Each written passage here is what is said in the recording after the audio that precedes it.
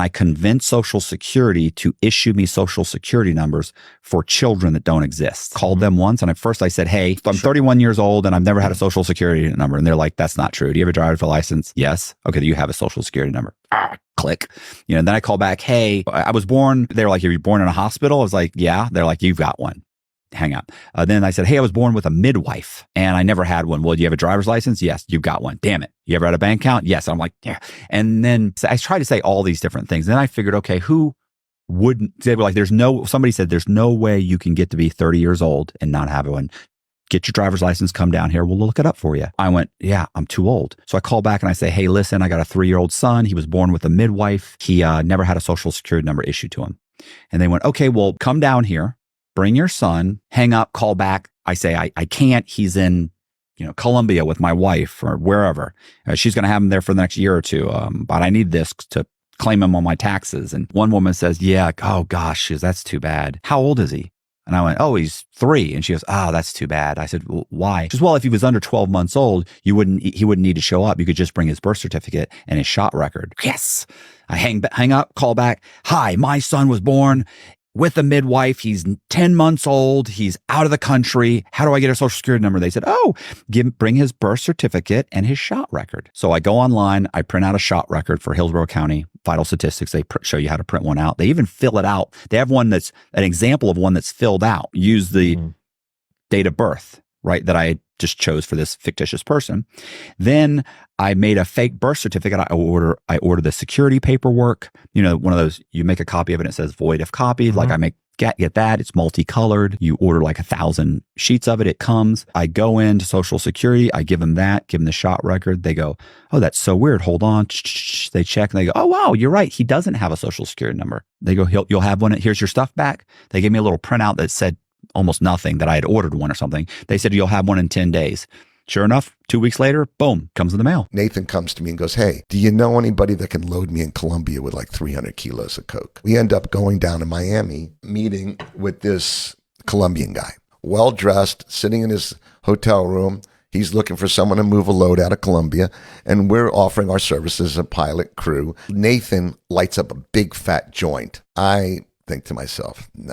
This ain't good. We get out, I get a phone call, and they said, the guy decided not to use us. A little while later, Nathan's like, hey, I got a load, and I'm bringing it in. Do you want to do the part of the offload? We'll pay you $20,000 for the night. And I go, that's kind of bullshit money, He goes, but I'll let you buy as many keys as you want in Colombia, and I'll give you as much as you want to sell at a wholesale price. So I said, that sounds good. We go do that, again, not far from here, a road in northern Florida somewhere, but we're up for days doing speed. We go out there and we end up unloading 300 kilos on a abandoned road in the middle of Florida, and we pull it off. There's a couple ways you can smuggle drugs. One is obviously you bring a ship in and try to just slide it into port, or a plane, fly it in. Plane would fly over the outside of Fort, like out off the beach. You send boats out there, they kick the bales out. You catch the bales, you put Calium sticks on them, the glow sticks, pick them up and bring them in. Well, as customs got smarter, you couldn't do that stuff anymore because they're just looking for planes coming from South America, Colombia. The first guys used to throw shit out in the Everglades. If you watch the Barry Seal story with Tom Hanks, Made in America, he flies into Louisiana and throws it out into the woods. What you do is you bring the plane in from the Bahamas. You get ready like you're going to land in Fort Lauderdale Airport. You call the tower to say you want to do a fly around, which means you're not comfortable landing. You want to take another shot at it. The tower's always going to give you a fly around if it's safe. Once you drop down, now you're below radar. So you just keep going a little bit, and we just kick the kilos out onto the golf course.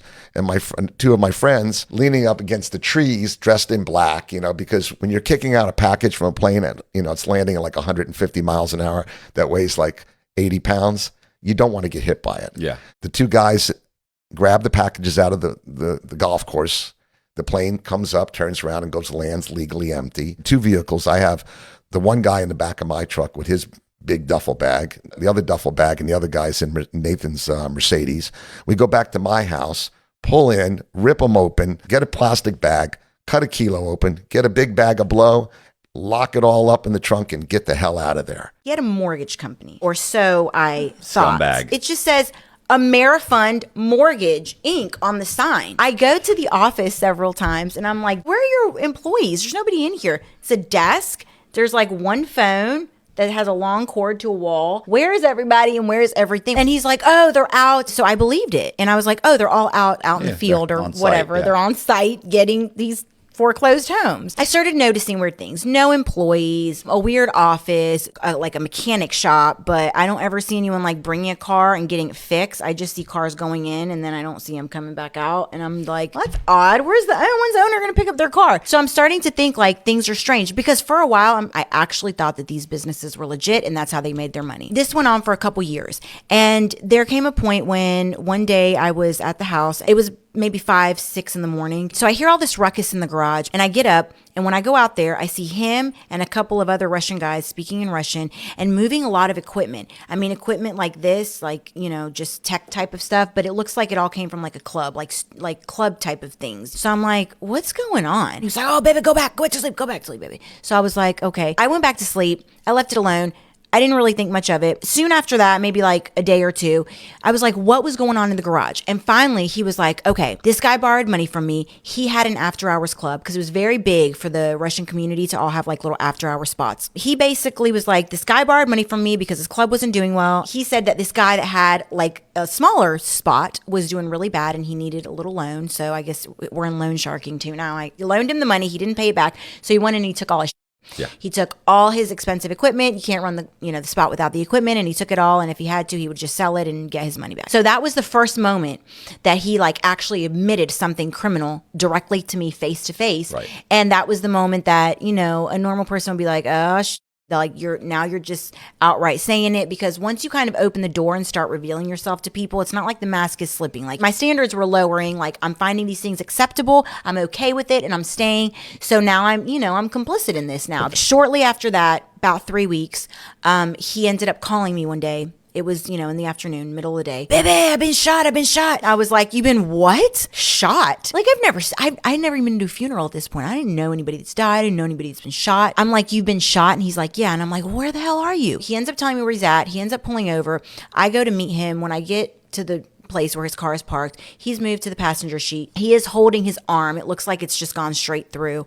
And he's holding it. He's got his shirt tied around it and he's bleeding pretty bad. And at this point I'm like, okay, so let's go to the hospital. And he's like, no hospitals. And I'm like, here's that stuff I see in the movies. He was kind of going in and out. It wasn't in and out of like consciousness, but it was just in and out of like, this hurts, like leave me the alone type of thing.